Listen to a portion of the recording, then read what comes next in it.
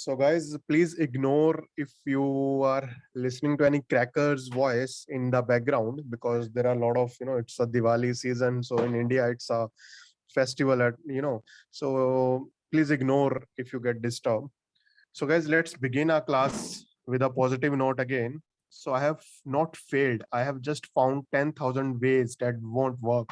So, guys, this is a very beautiful quote by Thomas Alva Edison. So, this quote, uh, whenever you read this quote, it should instill in you the power that you should never accept defeat. Always the challenges that you face. So just take them with head on and move ahead. Never accept your defeat. Always have courage to face them, and things would work in your favor, right? So guys, also test would be at the end of the lecture. So once we are done with both the lectures, as you know, so in class 12, so part 11 and class 12 will be covering these topics. So first we'll talk about the beneficial microbes and their role in processing, food processing, and then we'll talk about the general principles of food safety management system. So guys, these topics are really really important because questions were asked from this topic in 2019. So please pay attention, right? And quiz will be at the end of the lecture once we finish both the lectures. So we'll have a small quiz. And anyway, you need not to worry much about the quiz because we are about to launch MCQs. So you can attend those MCQs. You can go and log into our website. We'll share all the details, not an issue. So yeah, let's begin with the lecture today. So guys, first of all, we'll talk about the beneficial microbes. So from now on, guys, you will start seeing that the syllabus is very, very, it repeats. So there is a lot of repetition in the syllabus because we have already spoken about the beneficial microbes. So again, it's a bit of repetition, but we'll talk about the beneficial microbes from an another angle, like how they help in food processing. So before that, yeah, let's talk about part A, guys. So part A, a lot of students are facing issues. So since in part A we have four sections, right? So computer literacy, I could not find any good source. So I thought, okay, we'll only upload the videos on a YouTube channel, so you can watch those videos every day regarding computer literacy. So this would be majorly, MCQ type of thing. So you just need to remember things. I mean, there's no point, reading books. And also, guys, don't buy any books for part A because again that would be the wastage of your time. A lot of students, they were asking me whether we should buy any book for covering part A. First of all, guys, do not buy any book for this part because this part is very very basic, as I have been always saying. So computer literacy will help you through YouTube videos, even general awareness, that is current affairs. So I thought even we will only put the videos on YouTube for you guys so that you can update, keep yourself update, right? And also, guys, general intelligence. So for this, I would suggest you can follow any YouTube channel. So, and also, guys, make sure you cover only the basic topics. For example, if you see in the syllabus, right? So just copy paste that topic of the syllabus and type basic in front of that when you search it in the YouTube. So because questions would be very very basic, very basic. Don't go into detail in this part. So question would be very basic. Just copy and paste the topic name in the YouTube, but put a basic in front of that word, right? So all the basic videos which are covered on those topics, that would come on your screen. So you can watch any video. It hardly makes any difference because at the end of the day, they would like to check only your general calculation skills, right? So don't go in depth. Don't go and start watching SSC videos. They are not going to help you. And also regarding English language. So English language, guys, this also you can cover it from any YouTube channel. Just copy paste the topic name from your syllabus to the YouTube and type basic. So cover basic things. And also the major things which you should focus on is that is synonyms and antonyms, and then error finding and conjunctions. So these are very very basic things. I mean, you would have done these things in your 12th class. So you can do these from any YouTube channel, whichever you are comfortable with. And I'm again telling you, don't buy any book. It won't help you. It would just waste your time. And yeah, anyway, we are providing the mock test. So as and when you prepare for this, you can appear for the mock test. So you can check your knowledge, right? So this was about the part A. So you need not to worry about these two parts. We'll ensure that we cover this part for you, right? Fine. So moving ahead, and guys, one more important thing in the mathematical part, right? So these things are very very important. Square of a number and a cube of a number, because there are topics from series section. So questions from the series would be asked. So in those, examiner, in order to make the question difficult, they incorporate squares and cubes. So you just need to remember, I mean, these are very very basic. For example, 2 square is 4, 3 square is 9, 4 square is 4, 16, then 5 square is 25. Similarly, cube, I mean, here you are just multiplying this number twice. 4 into 4, 16, right? And here you are multiplying the number thrice. So this is just the cube of the number. I mean, these are very very basic. So just make sure you remember 1 to 20 square, and for cubes just remember 1 to 10, right? So these are the very important topic. Make sure you just fix these figures in your mind, and you need not to just grasp it. It's very very easy. I mean, just if you multiply 12 by 12, you will get this number, but in examination you have to be really fast. So make sure you just somehow remember these numbers, right? Then moving ahead, so guys, now let's begin with our class 11th. So in this we'll be talking about the beneficial microbes and how they are helping in food processing. So guys, as we have already read, I mean, we are reading about microbes a lot. So we have already read about bacteria, yeast, fungi, right? So again, we'll be talking about them, but from a different angle, how they help in food processing. So how food manufacturers are using these microbes to provide us the tasty food that we eat, right? So if you see, the use of microbes in the food preparation is in being used from ages. Like, it's an age old process. It's not a new process. From our ancestral times, microbes are in use, right? And also major, if you see, microbes are nothing but bacteria, yeast, and fungi, and they are widely used in several food preparation, for example, for improving taste and texture, and they also offer huge economic benefit to the industry. So guys, we have read this, right? I mean, it's just a repetition again. Microbes, they help in improving the texture of the food, taste of the food, and also these are of huge economical benefit, because microbes, you just require a small pinch of that microbes, right? You just take an inoculate from the petri dish, and you just mix it in the liquid or the nutrient media. So billions of microbes can be formed from just zero point 0.1 microgram, right? So these are very very economical and easily available. So now moving ahead, microbial enzymes are preferred source. So this also we have covered, right? Why microbes are preferred source in comparison to plant and animal sources? Because easy availability.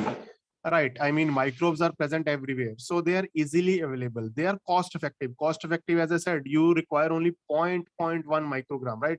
And they would give you billions of further microbes. And also they are consistent production. Consistent production means they just require nutrients to survive. So as and when you keep giving them the nutrients, they are happy. They would carry out their work, that is increasing their population and giving us the end product. So their consistency, they are highly consistent in their work, and they are more stable than plant and animal enzymes. So plants and animal enzymes, uh, as you know, I mean, in India, majority of the food, they are free from animal enzymes, because majority of Indians are also vegetarian, right? So animal enzymes are totally ignored in India. So even I mean, plant enzymes, it's very tedious task to extract the enzymes from the plants, and again, cost would go high. We need higher technology, latest technology. So plants and animal enzymes are neither stable nor they're economical. So our scientific community, they rely on microbes because they are easily available, cost effective, and they are consistent, right? Very very basic. So now let's talk about, guys, amylases. So alpha amylases. So now we'll talk about these enzymes, these bacteria, how they are helping to get the food. For example, bread, they are majorly used in bakery industry. So how they help in bakery industry? So we'll learn about this in detail. And also here, what you have to remember, guys, is the name of the enzymes, and also the bacteria from which they are extracted, right? For example, the alpha amylases, they are obtained from Bacillus amylo, liquefactions, then stereothermophilus, then like if like any form is. So these are the major bacteria which is preferred by industry. So alpha amylases are majorly obtained. They can also be obtained from other strains and also from the fungi, but these are the major preferred strains. So just remember two, three name of the strains, and you are ready for the exam. I mean, so this is what you have to remember. So alpha amylases, they are obtained from these bacteria. So now moving ahead, so if you see what are alpha amylases, so now we'll talk about this in a bit in detail, because these are really really important topic, because before this things were very very general, right? So now we need to get into detail. So if you see alpha amylases, these are starch degrading enzymes. So whenever you see starch, so starch, it's found everywhere. I mean, potatoes, you can find starch, right? So these are nothing but starch degrading enzymes. And also guys, all the enzymes that I'm talking about today, or even in future, so majority of those enzymes are found in our body. I mean, alpha amylases, this is found in our mouth, I mean in your tongue, because it helps in digestion of the food, it helps in digestion of the starch. So majority of these enzymes, alpha amylases, be it proteases, be it pectinases, so I mean be it any enzymes, they are majorly found in our body. So that is why scientists, they understood the use of this enzyme. That is why they replicated to use it in the industry. So now if you see alpha amylases, these are starch degrading enzyme. You have to remember this, why alpha amylases are used for, right? This is important. These are starch degrading enzymes. And starch, if you know what is starch, it is just the odorless, tasteless, granule, powdery complex carbohydrate, right? And it is the chief storage form of carbohydrate in plants. So as you know, the excess carbohydrate in humans is stored in the form of glycogen. Similar way, the carbohydrates in plant is stored in the form of starch. So these are nothing but the odorless traceless granules. So they are formed in the granule form. And if you see, the major application of alpha amylase is bakery industry. And guys, also alpha amylase are also used in wine industry, juice industry. But the major application that we are going to talk about is bakery industry, because in bakery they are used at a high scale, large scale. And why they are used, we'll talk about in our coming slides. So if you see guys, starch, so guys, you need not to remember anything from here. This is just for your understanding, right? So how what is starch, how enzymes work on it, what it ultimately gives you, right? So if you see, starch is nothing but a polymer of glucose. I mean, number of glucose molecules are joined together, so it forms a polymer of glucose. Now the alpha amylases, it attacks on this starch, and it would break it into single smaller compounds, which is known as dextrin. So further, this dextrin, this is attacked by amyloglucosidase. So this enzyme, guys, this enzyme is not added from outside. This is already present in the food, right? So this enzyme, it further break down dextrin to provide glucose. So glucose is something which is used by yeast. For example, if you see the bread making, so in bread, in the wheat, yeast is also added, right? So now yeast cannot break down this complex sugar. They cannot utilize it to a higher extent. So that is why we add amylases. So amylase would break down this complex structure into simple structure and give the simple glucose, which is required for yeast to carry out the activity, right? So this is the very very basic thing. So if you see the function of the alpha amylases, so it majorly performs three functions. So first of all, it gives shape to the dough. Have you ever imagined the beautiful shape that comes, right? You just knead the dough, and it becomes fluffy after some time. That is because of alpha amylases, because CO2 is generated. So it gives shape to the dough with the generation of CO2. And also amylases can also affect the consistency of a dough. I mean, it gives proper consistency. How it does, we are going to talk that in detail in our next slide. And it also retards stalling. Stalling means nothing. It means it keeps the freshness of that food. I mean, have you imagined why our food or the bread that you buy from the market, it can stay for like a week or two, right? Also preservatives are added, but the major role is played by this enzyme amylases. So now if we talk about the first function, it gives shape to the dough. How it gives shape to the dough? With the help of CO2 generation, carbon dioxide generation.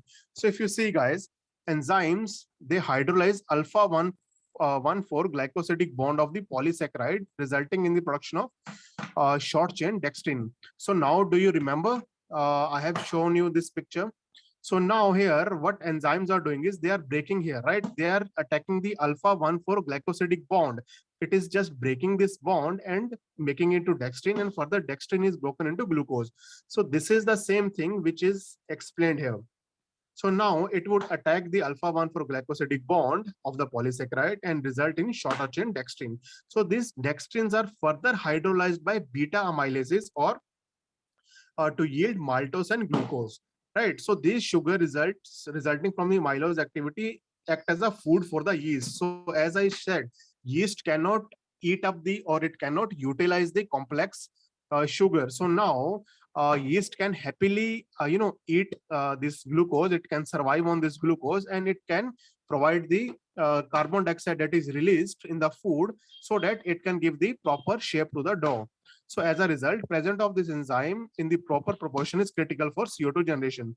So guys, this is what happens, how it gives shape to the dough. Basically, amylases act on the polysaccharides, then polysaccharides are broken further into smaller compounds, and that is utilized by yeast. And yeast, after eating that sugar, it releases the CO2, and CO2 is what makes the bread fluffy, right? So now let's talk about the second function. Amylases can affect the consistency of the dough. So how it improves the consistency? So damaged starch granules absorb more water than the intact granules. So guys, as I said, starch is nothing but granules. So when granules, whenever you take the wheat, so in those wheat, some wheat would be properly broken down and some might not be properly broken down, right? So ultimately, I'm talking about the starch in that wheat. So some starch which are not properly broken, which are properly broken down, they might absorb the water in higher quantity. So now, if you take any compound, if half of it absorbs complete water and half of it does not absorbs the complete water, then the consistency is not that great, right? So it won't give us the desired product. But here, the ability is reduced when the damaged granules are acted upon by amylase. So now, here these amylases, these act on the granules which are which are damaged. So it acts on those, and their ability to immobilize water reduces. So now they are not able to store the extra water in them. The water is properly spread throughout the dough. I mean, this is very, very basic, right? So then it softens the dough and make it more mobile. So if dough gets that proper softness, so now it can be it can be converted into any shape or any size, right? So this is how amylases, it affects the consistency of the dough. I mean, this you need not to remember, just this is for your better understanding, because I mean, questions can be asked from this topic, but not in this way. But you should remember what are the functions of the amylases in bakery industry. So now, third point, it retard stalling. So over the time, crumbs of baked product forms due to complex set of changes that includes recrystallization or amylopectin in the starch. By hydrolyzing the amylopectin into smaller unit, bacterial alpha amylase can maintain the softness and the extend shelf life. So guys, here nothing is happening here. Majorly, there is something known as amylopectin in the starch. So these amylases, they also hydrolyze, means it break down the amylopectins into smaller unit, so that it can be further maintain the softness and extend the shelf life of the product. Nothing else. There is no, you need not to remember anything in this point. Just remember there is a compound amylopectin. So they also break down that amylopectin into smaller compounds, so that its softness and shelf life can be extended. Right? I hope, guys, things are clear till here. Just give me thumbs up in comments. So then we'll talk about pectinases.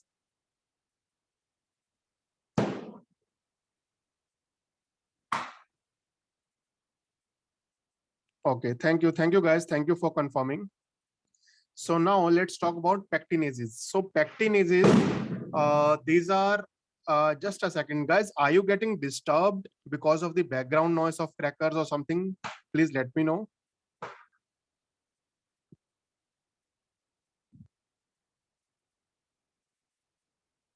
No? Okay, fine, fine. Thank you, thank you, thank you for coming. Thank you, thank you. So pectinases. So now let's talk about pectinases. So pectinases, these are obtained majorly from Penicillium species and Aspergillus species. So these are nothing but fungi, right? So pectinases are majorly obtained from fungi.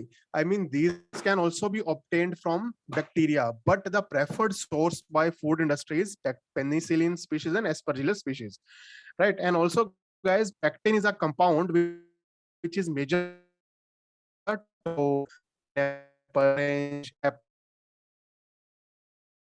lemon, orange, other so and also pectin enzyme. This is also found in our body. As I said, all these enzymes, these are naturally produced in our body because ultimately we are consuming these products, right? So these enzymes, they break down those products in our body into smaller compounds so that we can easily assimilate it.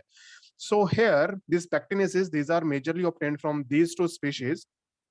And if you see on the next slide, so pectinases, these are nothing but, if you see, pectin is a fiber found in protein and vegetables. So guys, uh, pectin, it's nothing, it's just a fibrous compound which is found in all type of fruits and vegetables, majorly in the skin of the fruit. So it is soluble fiber known as polysaccharide, which is long chain and of indigestible sugar. So again, if you see, this is a polysaccharide. Polysaccharide means it has number of sugars attached. I mean, this is again a complex. So now if you see, it's a general understanding. So this enzyme, again, it would break this polysaccharide into smaller compounds so that it can be easily used by further enzymes to get the desired product, right?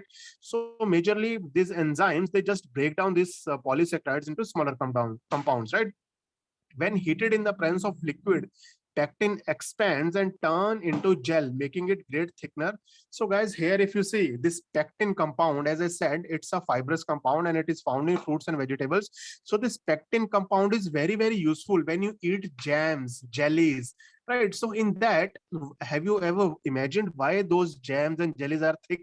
These are thick because of the pectin. Pectin is a fibrous compound, so it acts as a thickener in these jams and jellies. And pectinases play a vital role in the usual ripening process of the certain fruits. So guys, also pectinase enzyme is also naturally present in the food because it helps these foods to ripen up, right?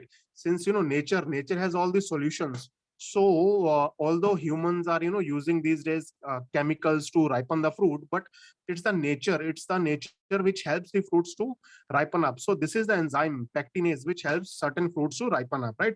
However, in food industry, if we talk about in food industry, these enzymes break pectin polymer into smaller fragments by hydrolysis. So as you all know, pectinases, as I said, it would break these polysaccharides into smaller compounds so that they can be used by another enzymes to give us the desired product.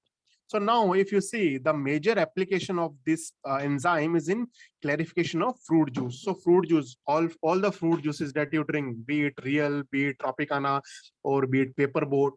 So one or the other juice company, they might be using this enzyme, protease enzyme, because it helps in the clarification of fruit juices. So if you see the major function of the enzyme, it improves liquefaction. So liquefaction is nothing, it means just conversion of the pulp into the liquid. I mean, it extracts all the liquid from that pulp, that juice from the pulp. So it improves liquefaction, clarification, filterability, and releases the color and flavor compound from the fruit into juice. So that is why these companies, they claim that we provide 100% natural juice, right?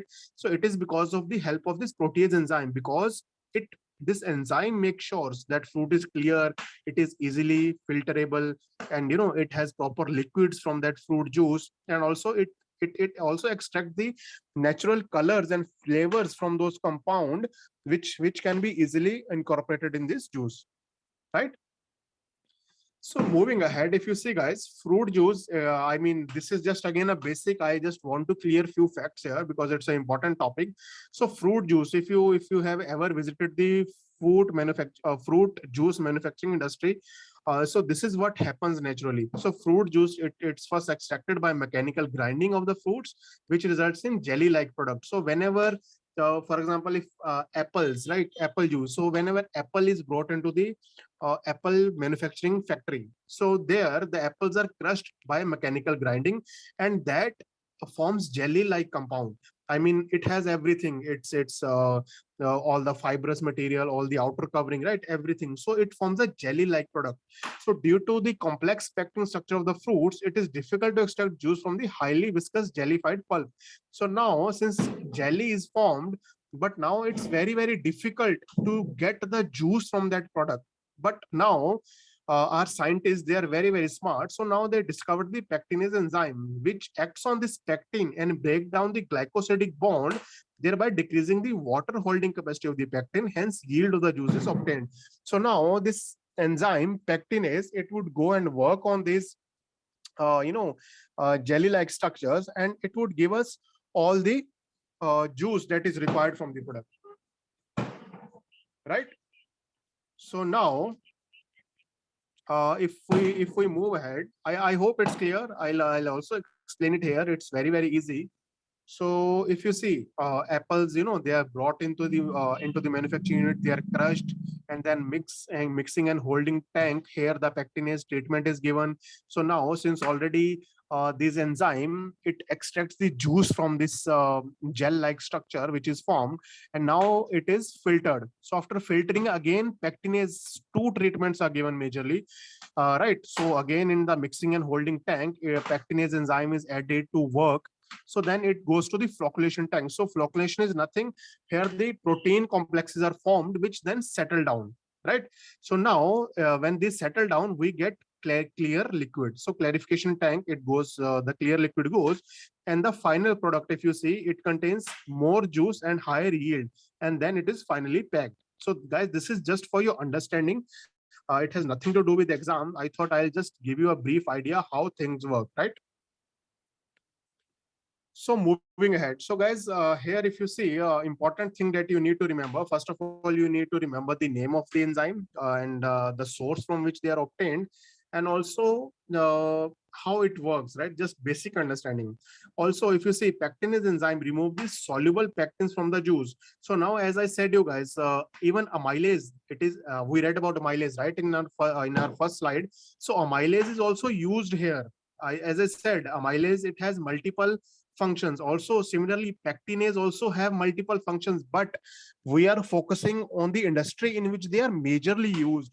So if you see, pectinase enzyme, it removes the soluble pectin from the juice, and amylase is also added. What this amylase does, if you see, amylase are used to remove the starch from the juice. Again, I told you, right? Whenever amylase comes, so starch would come automatically. So these amylase, they always act on starch. So it would remove starch from the juice that cause unwanted haze in the juice, and also is responsible for gel formation in the juice during storage. So guys, now this amylase, they act on this starch because this starch could lead to the gel formation. Imagine you buy a packet of a fruit juice, Tropicana fruit juice, and when you come at home, it's in the jelly form, right? It won't solve your purpose. You want it in the liquid form. So now that is why these scientists or the food industry, they use amylase to break down the starch so that we can get rid of these two unwanted haze, and as well as which could also lead to formation of gel. So that is why after pectinase treatment, even amylase is used, right? So now moving ahead, guys, now let's talk about protease. So protease, as name suggests, we also have done this in our previous class. So these are majorly used to, first of all, let's see the species from which they are obtained. If you see the bacillus species are the ones from which they are majorly obtained. They are also obtained from yeast species, but food industry prefers these enzymes to be obtained from bacillus species. If you see, Bacillus licheniformis, then Bacillus subtilis, then amyloliquefaciens, then even Pseudomonas, right? So just remember the name of the enzyme and also remember the name of the species. That is important from the examination point of view. So if we talk about the protease, so protease is an enzyme that breaks the long chain-like molecules of proteins so that they can be digested. So as you know, guys, name only suggests protein, protease. So again, as I said, these enzymes just they break down the complex structure into simple structure. So now even this enzyme is found in our body. They are present in our intestine. Why they are present? Because when we consume any protein-rich food, so these enzymes, they attack on that food and they ensure that it's broken into simple compounds so that our body can assimilate it, right? So protease enzyme, it breaks down the long chain-like molecule of proteins, which can be further digested, and this process is known as proteolysis. So again, it turns protein molecules into shorter fragments, yes, called peptides, and eventually into their compounds called amino acids. So can you see now how it breaks it down to the very simple level, to the amino acid level. So amino acids can be easily assimilated, right?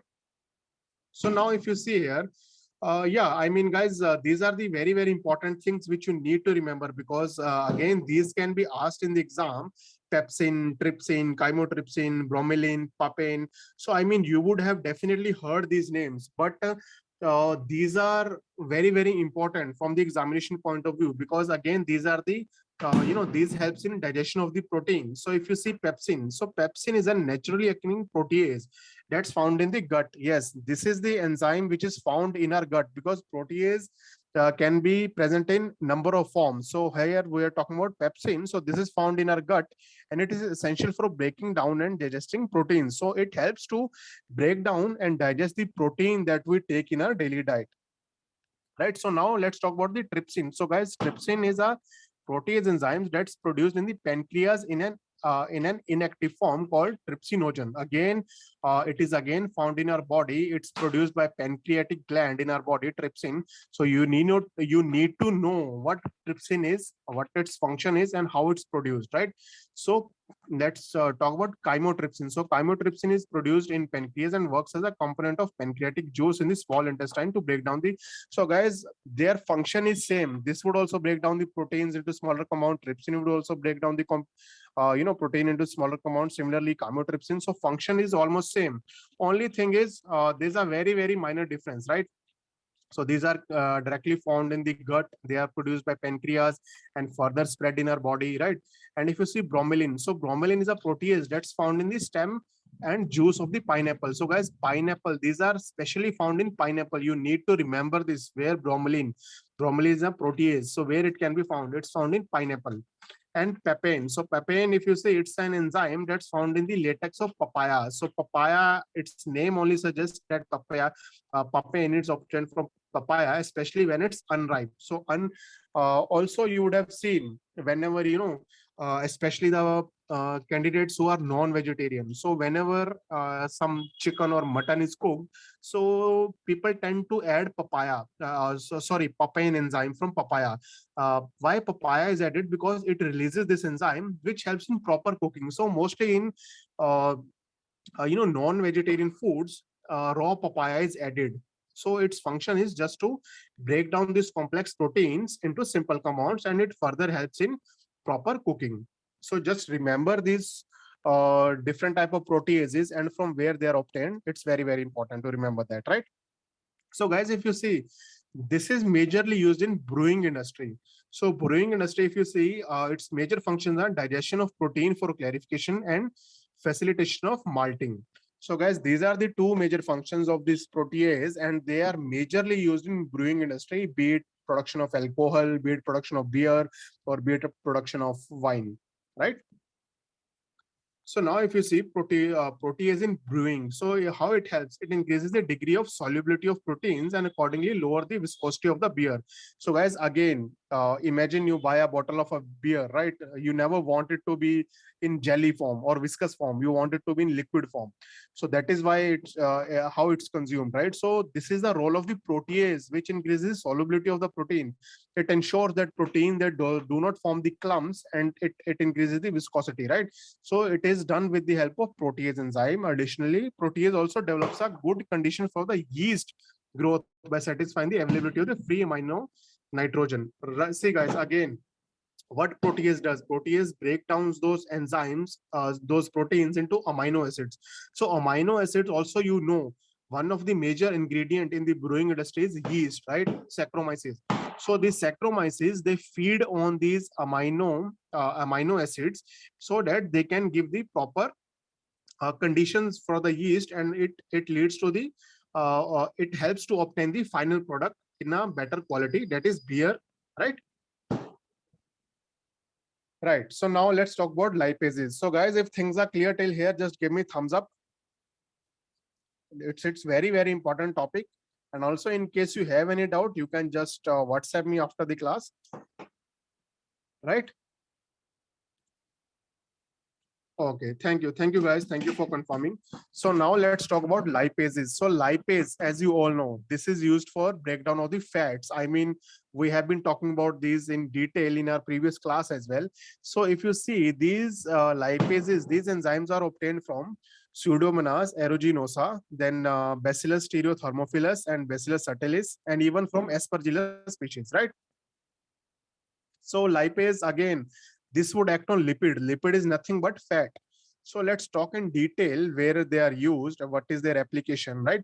So if you see lipases, these are the enzyme which catalyze the hydrolysis of long chain triglycerides. So triglycerides are nothing but the fats, long chain lipid, right?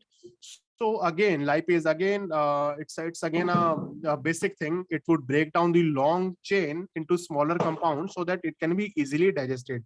So they are naturally present in the stomach and pancreas of the humans and other animals, especially in order to digest fats and proteins. As I said, even these enzymes are present in our stomach. Why? Because whenever we consume fatty food, so these enzymes, they help us to digest that food, right? So they are naturally present in our stomach and pancreas. And if you see the application is in cheese making and giving flavor to the cheese. So have you, whenever you eat cheese, you see a distinct flavor. So that is because of the enzymes. These enzymes, they act upon that fat and they give it a distinct flavor. So now if you see, let's talk about what is lipase, just a brief. So these are obtained from Penicillium camembert use or and using Aspergillus niger. I mean, these are the species from which they are preferred in our industry, and also from Bacillus species. And they attack fat globules and break them down. So normally the fats which are present in the milk, they attack on those fat globules and they break down into simpler compounds. So this release free fatty acids and gives the flavor. So this is how flavor is given to the cheese.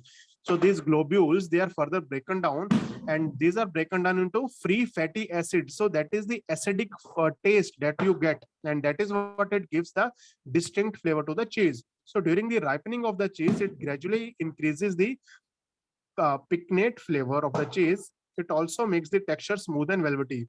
So during the ripening, right, you might have come across that sometimes, especially in Europe, like cheese is kept for like an year or a 2 years, 3 years, 4 years. So that is to give the, to generate the that distinct flavor in that cheese. So during that, what happens, these enzymes, they further keep breaking down these fats, and it gives that distinct flavor to the cheese. And also the smooth texture, if you have eaten the cheese, it has a smooth texture and a velvety, right? So that comes because of the lipase enzyme, because lipase enzyme is very, very important from if proper texture needs to be given to the cheese, and also for the flavor, right? So now, guys, these were the four major enzymes which I wanted to cover, because these are the four major sector, four major industries, and these are also the four major products which are consumed on in daily life, right? So also there are certain enzymes. I mean, we have covered alpha amylases, then there is glucoamylases. Function would be same, only their application might differ. Even protease, we have covered this again. As I said, brewing industry, they're also used in meat tenderization, coagulation of milk, then lactase, lipase, phospholipase. So these are few enzymes, more enzymes. I mean, again, if you see cellulase, xylinase, pectinase, so some industry might use cellulase for clarification of use. Some companies might use xylinase, again, for the clarification of fruit juice. Some companies might use pectinase. I mean, their function is same at the end of the day, right? So what I'll do is I'll share a one source, one resource which you can go through, right? So just go through it. You need not to remember anything from that PDF that I would share. I'll share a link with you so you can download that PDF and just go through these ones. Don't cover it in detail. Cover it in detail what I have taught you, right? So these you can just just give it a glance, because again, it's a repetition: cellulase, xylinase, pectinase. Yeah, right. So just go through it once and you are done, right? But make sure you remember these important points which I have taught you, right? So guys, now let's talk about the general principles of the food safety management system. So food safety management system is a very, very important topic, and we'll So in this, we'll cover these two topics, food safety management system and recall. So again, these are really, really important topic, guys, and we will read about them in detail because when we cover the FSSAI part, unit 1. So in unit 1, we'll do it in detail because in that we have to read about the regulations. So FSSAI has given complete regulations, how this must be performed, how recall must be performed, how food safety management system must be performed, and we'll also cover schedule 4. So schedule 4 is very, very important, guys. So, and also, guys, I would like to tell you here, every day make sure you study about the food safety officer manual. Just cover 10 to 15 pages every day from the food safety officer manual that I shared, and also make sure you go through the FSSAI Act. If you also cover it from my video, that is sufficient, but make sure you also read it, because in exam completely those sentence would be copy pasted in the exam, right? So make sure you read the act thoroughly. In case you are not understanding anything, you can refer the YouTube videos that I have already posted, right? But make it a habit, just read the act every day. Make sure you read at least 10 pages from the FSSAI Act, because that is very, very important, and also read at least 10 to 15 pages from the food safety officer manual, because that manual is gonna be a bible for you. That is very, very important, guys, right? So these topics are covered in that manual only, food safety officer manual, right? So please make sure you read that manual. So now, guys, let's talk about food safety management system. So guys, if I give you a brief about this before we do it in detail, so what do you understand by food safety management system? So guys, normally what happens is, the major role of the FSSAI, it is to provide wholesome food to the uh, consumers, right? FSSAI ensures that the food that reaches to us is safe and wholesome for our consumption. So now, have you ever imagined the end product, that the food that you go and buy from the market, it comes from the farm, right? So during the this whole supply chain, when it is harvested from the farm, right? It's from farm, it is transported in different vehicles to the manufacturing unit. From the manufacturing unit, it further goes to the shops. Then from the shops, we purchase it, right? So during this complete chain, the food passes through thousands of hands, thousands of different conditions. So now, in order to ensure safe and wholesome food, FSSAI is controlling all the things that is happening in this complete supply chain. So that is how FSSAI is doing this, is it is with the help of food safety management system. So now we'll do in detail what the food safety management system is. But I hope this is clear, because whenever the raw food is grown in the farm, it is transported in different vehicles to the manufacturing unit. So from the manufacturing unit, it goes to the retail shops or the stores, and that is where we purchase this fruit. So in this whole supply chain, there could be chances of contamination of the food in this complete supply chain, be it any stage. It can be initial stage, it can be during transportation, it can be due to manufacturing, or it can also be due to when it reaches the market from where we purchase it. So in order to ensure the food is safe throughout the supply chain, FSA has given certain guidelines. So now if you see, and also, guys, here these guidelines which FSSAI has given, so this is not only for the food manufacturers. So FSSAI also want the consumers to be very, very vigilant of what is happening around, especially in relation to food, because it is also our duty. And also, if you read about FSSAI Act, there is a clause, even you guys can go and report to the FSSAI. It is not only the duty of the food safety officer or the individual who is associated with the FSSAI to report the cases of microbial contamination or adulteration. It is also our duty, it's an individual's duty. So everyone should be aware. That is what FSSAI is passing on this message from the food safety management system. So if you see, FSSAI recognize the responsibility for the supply of the food that is tasty, healthy, and nutritious. So this is the responsibility of the FSSAI to ensure that the food that reaches to the consumer is safe, healthy, and nutritious. But if you see, it has to ensure that during the production, processing, trade, consumption, all the standard parameters are followed, as a food can be contaminated at any step in food chain. As I mentioned, food contamination can occur at any stage. It could occur at production, processing, trade, or consumption, right? So this approach encompasses the whole food chain from primary production to final consumption and stakeholders. So now here, as I said, it is duty of everyone: farmers duty, food processors duty, transport operators duty, even distributors duty, and consumers duty, to ensure that food that is food that reaches to their destination, it is safe and wholesome, right? So this necessitates the adoption of the practices in the food production, post-harvest treatment, processing, handling, to reduce the microbial risk or chemical or physical hazard that enter into the food. So to overcome, as I said, throughout the supply chain, contamination can occur at any stage. So now, to overcome that, to overcome any microbial contamination or chemical and physical hazard entry into the food, FSSAI has given certain guidelines, that is good manufacturing practices, good agriculture practices, good handling practices, and even the hazard analysis and critical control point, that is known as HACCP.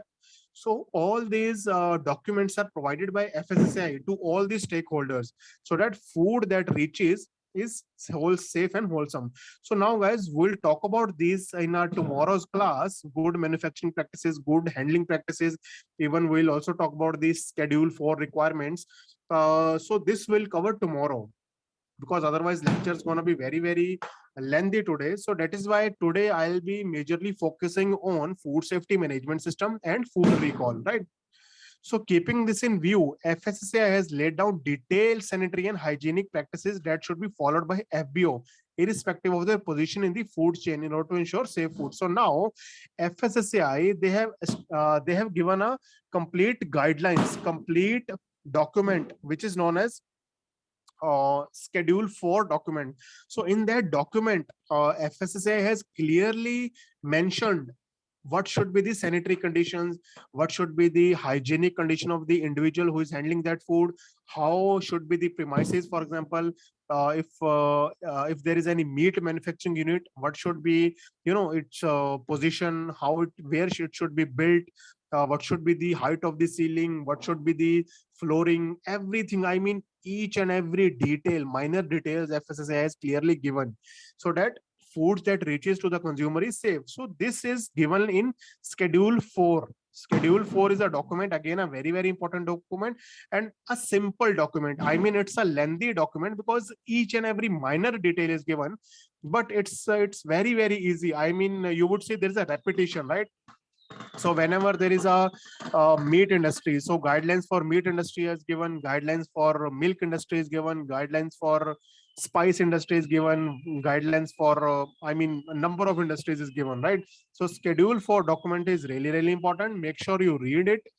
In case you don't have, I'll share the link for this as well. Make sure you read 10 to 15 pages of this document as well every day. It's very basic, right?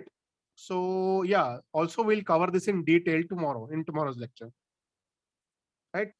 So now guys, if you see, I'll just give you the brief about what schedule 4 requirements are and its significance. So if you see, there are if you see, it provides assurance to the food safety. FBO should strive to implement the food safety management system based on HACCP. So we'll talk about this HACCP tomorrow. Also we'll talk about this schedule 4 throughout the food chain, starting from food production. Again, it's a repetition. I mean, food safety, the food manufacturing companies, they should adhere to all these regulations, all these HACCP and schedule 4 requirements. And every licensed FBO must have documented food safety management system plan and is required to comply with the schedule 4 regulations. So guys, FSSAI has clearly mentioned that all the food business operator, they must have it documented. I mean, they must write their own food safety management system plan. FSSAI has given the guidelines, but they have to document it. They have to get their units audited as per the food safety management system plan, so that tomorrow they cannot give any excuses whenever there is an inspection done by food safety officers. Tomorrow whenever you go for inspection, that is why even you must be very thorough with this schedule 4, so that whenever you go for the inspection, you know what to check, where to check, right? And also it is given in detail to the food business operators so that they can maintain their documents, and tomorrow whenever you go for an inspection they don't have excuse, because they have to adhere to all the guidelines which are given in schedule 4, right? And if you see guys, schedule 4 is divided into five major parts. So if you see part 1, part 2, part 3, part 4, part 5. So guys, last year there was a question from in mains exam. So in mains exams it was clearly asked what is schedule 4 and how many part it contains. So guys, these parts are really important. Part 1, if you see part 1, it talks about general hygiene and sanitary practices to be followed by the FBO applying for registration, petty food business operators and street food vendors. So these guidelines, so when we talk about the schedule for tomorrow, so we'll cover it in detail. So part 1 covers the uh, specific requirements which must be followed by this petty food operators. So petty food operators are nothing but you must you must be eating pav bhaji, right? You must be eating pani puri, right? So these are the petty food manufacturers, I mean small street food vendors which comes to your streets every day, or who do not have a permanent establishment, right? So about them, what regulations they must follow, it's given in part 1. So similarly in part 2 it is given for big manufacturing units, processing unit, packaging unit, right? So part 2 covers the guidelines which must be followed by big food manufacturing units. And in part 3, if you see, this must be specifically followed by companies who are dealing with milk and milk products, right? And part 4 regulations, this must be followed by slaughterhouses and meat processing industry. And if you see part 5, so it is again it should be followed, guidelines must be followed by catering. So whenever you have a marriage, right, in a marriage palace, so you hire a caterer. So these guidelines are very specific for the caterers, part 5. So guys, these are the major, you need to remember this, what part 1 contains. It is related to petty food operators, part 2 manufacturers, part 3 milk products, part 4 slaughterhouses, part 5 catering. So this is very important. Last in 2019 in mains exam, 15-mark question was asked. Can you imagine, this part contains 15 marks? So whoever would have just mentioned these 5 parts, he must have gone through, right? So just make sure you remember these parts.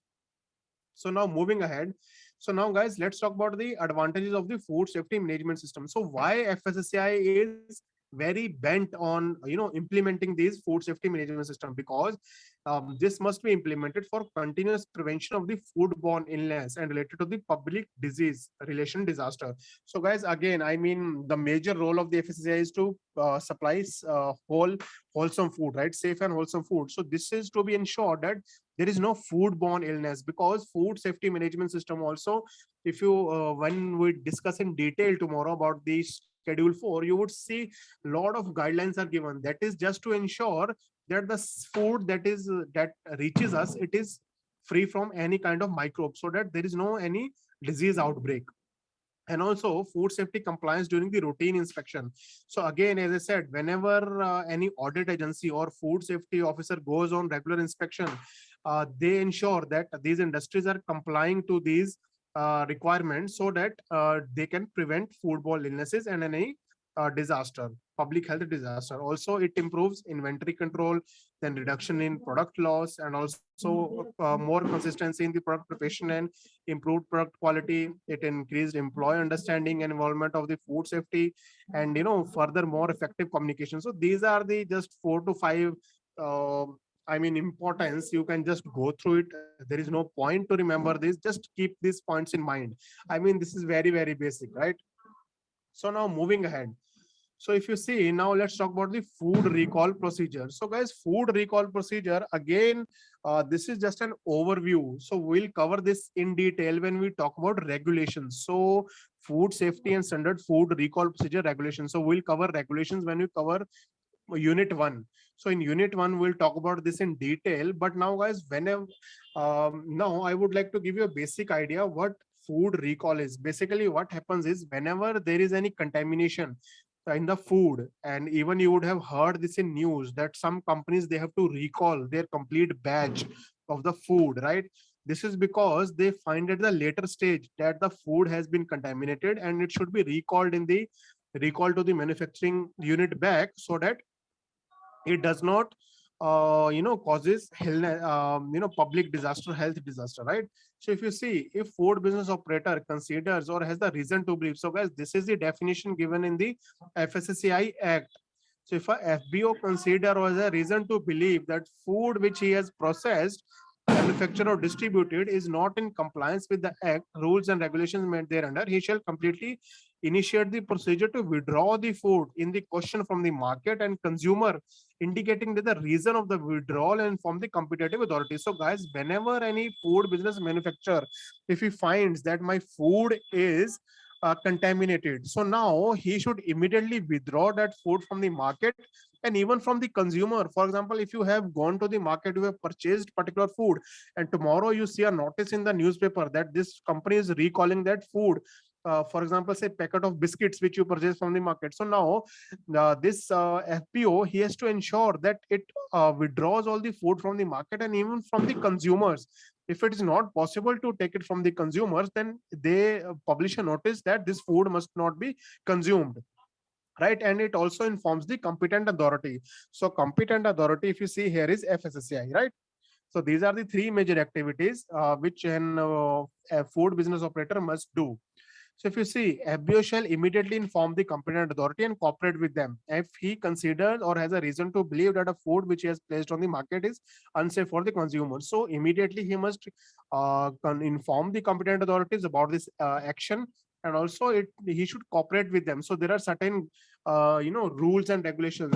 If food which has already gone in the market is contaminated, what that food business operator must do. So FSSAI has given certain guidelines, so he must cooperate with the FSSAI so that the life of the consumer can be saved. So the FBO shall inform the competent authority of the action taken to prevent the risk to the consumer. And also, when he submits that particular document to the FSSAI, he has to mention to the authorities what actions he has taken to prevent the risk to the consumer, and shall not prevent or discourage any person from cooperating in accordance with the act with the competent authority, which may prevent, reduce, or eliminate the risk of arising. So guys, also, if any other individual, if he wants to help the FSSAI, so this food business operator should not stop that guide. You should not discourage from any person from cooperating, right? So majorly, recall is nothing but a company has already sold the product in the market, but later on it finds that the product is contaminated. So now the food business operator, it's the duty of the food business operator to recall the complete product, although it might cause a lot of loss to the food business operator. But again, yeah, these are the FSSAI guidelines, so this person must, food business operator must adhere to this, right? So this is just the basic thing. So tomorrow, I mean, whenever we cover these regulations, we'll cover this in detail, right? Fine. So now, guys, if you see, every FBO shall follow such conditions and guidelines relating to the food recall procedures. Yeah, I mean, FSSAI, it keeps updating its regulations, every like 6 months or in an year. So all food business operators must ensure that they adhere to all these guidelines which FSSAI gives from time to time, right? I hope it's clear, guys. So that's all about the lecture today. So now we'll conduct a small quiz. And so these are very, very basic. You just go through it. And questions, I mean, the questions which would be asked would be very, very straightforward from these topics: food safety management system, or, schedule for requirement. Very, very basic questions. Don't worry. I'll let you know the type of questions as well. So yeah, I mean, you just go through these documents. And make sure from tomorrow onwards you can go through Schedule 4, FSSAI Act, and Food Safety Officer Manual. That's it. I mean, every day read 10 pages at least. So guys, let's start our quiz. So it's a very small quiz. I have come up with like 8 to 9 questions, because anyway we are releasing the mock test series soon, so you can test your knowledge over there as well. So guys, this would cover majorly the class 1. So in class 1 we have read a lot about carbohydrates. So now first question is on your screen. So please comment in the section box, comment section. So what if you see the question 1, which molecule is the major source of energy for animals? Option A, carbohydrates, lipids, fats, nucleic acids. So it's very, very easy. We have done this in our first chapter as well. So yeah, majority of you have mentioned carbohydrates, and it's a right answer. Definitely, guys. Well done. It's carbohydrates. You are absolutely right. So I mean, it's a very basic, right? Even FSSI asks such questions, right? So now moving ahead to the next question: how many type of micronutrients are present? Again, this we have done in our lecture.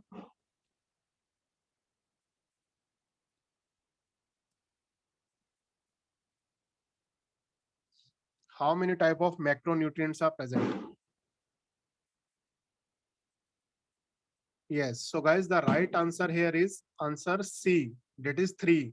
So if you see macronutrients, the major macronutrients which are present are these are the one that is proteins. Then you have carbohydrates. Then you have lipids. So majorly three. So option C is right answer.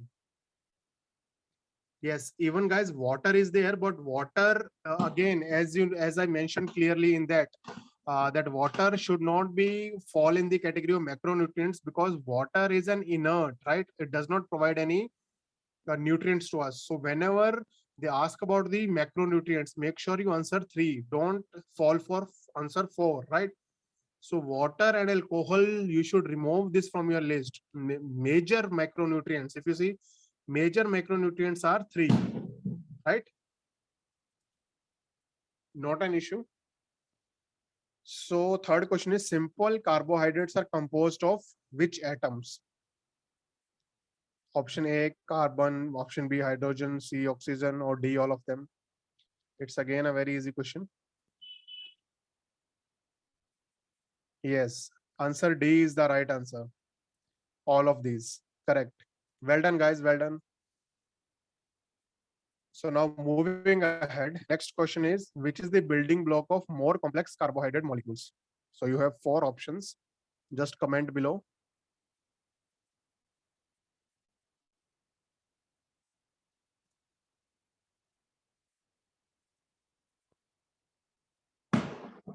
So the guy's right answer is A, monosaccharides.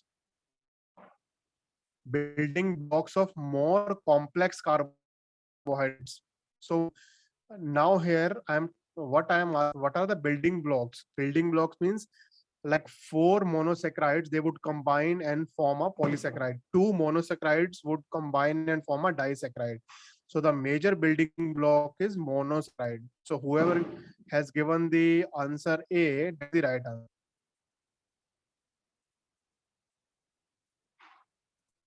Right? So now moving ahead, when glucose and fructose combines, it's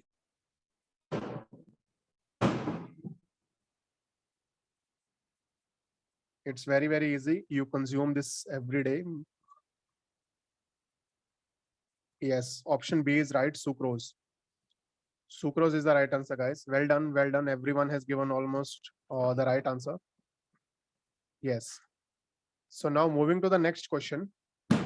When disaccharide sugar is formed by the combination of glucose and galactose, which disaccharide sugar is formed when you combine these two sugars? Again, very easy. I also told you a trick.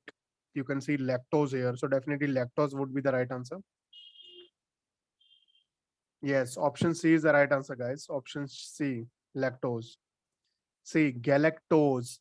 You know, lactose comes in this word, galactose. So lactose is the right answer.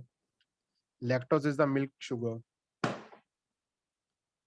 So now two monosaccharides combine to form a disaccharide by removing a molecule of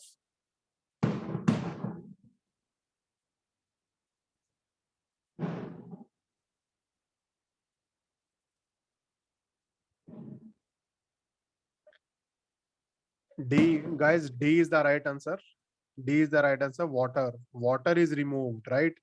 So whenever two monosaccharides they combine, so water is removed. That is when they combine. So water, D is the right answer. So majority of you have given the D.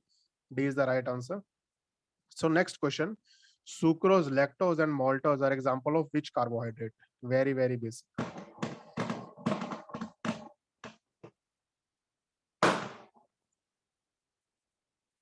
Yes, correct. C is the right answer. C is correct answer, guys. These all are disaccharide. As you all know, sucrose is formed by a combination of two glucose molecules. Lactose is formed by galactose and lactose, right? So C is the right answer. So now the last question: which disaccharide is also known as milk sugar? Very basic.